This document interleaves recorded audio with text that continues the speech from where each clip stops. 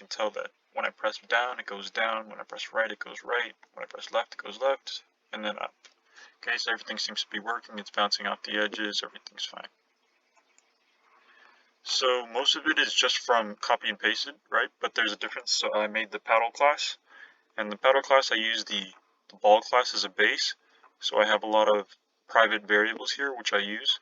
I have some get methods when I need to use these, when I need to have this information in other classes, and I have this advanced method which just tells the paddle when to move whenever this method is called.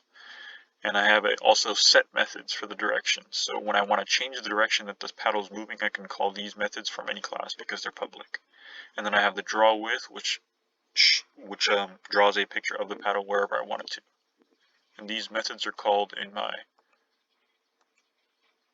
house application, right? So whenever thing's running.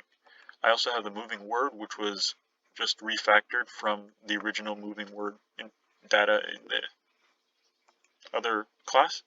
And we can see that we have a lot of a lot of variables and private variables, the text, the string, the position, and the direction it's moving, as well as the font.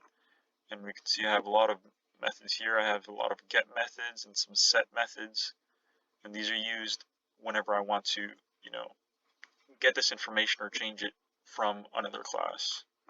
And then I have the advanced method as well, which just moves it whenever the method is called. So over here, everything's pretty much the same. I didn't touch it much, but when we have the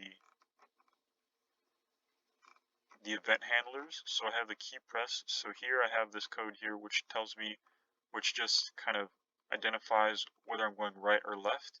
And I added a little bit here, which just says that if I'm not pressing left or right, then I shouldn't be moving up or down. So I couldn't really figure out how to make it so I choose to move diagonally. Either it's always diagonal or it's never diagonal. And in this iteration, it's never diagonal because I set the vertical movement to 0 whenever I'm moving left or right, and the inverse, the vice versa for the up and down. And then I have the paddle.advance and the repaint canvas to print, the paddle on the console, on the window, whenever I want to.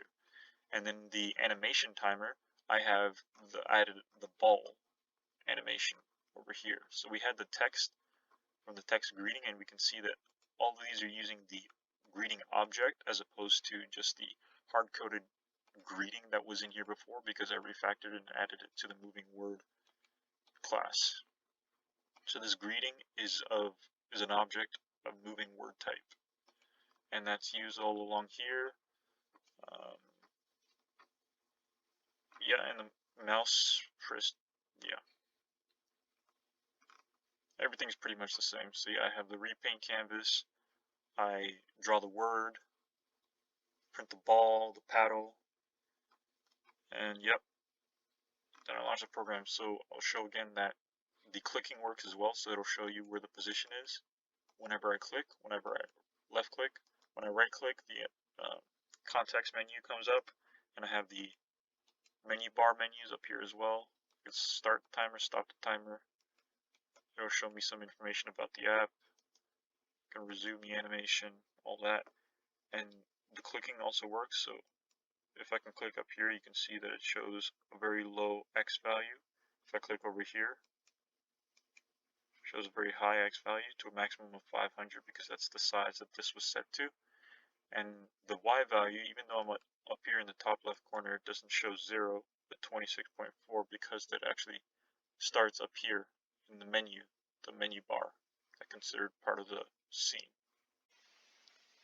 Alright, so this is just so you can see the window.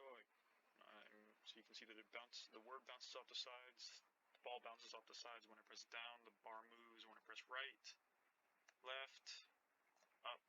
Everything's working. I can click, I can right click, pause the animation. I can also do that from the menu bar. Start the timer. It'll show me about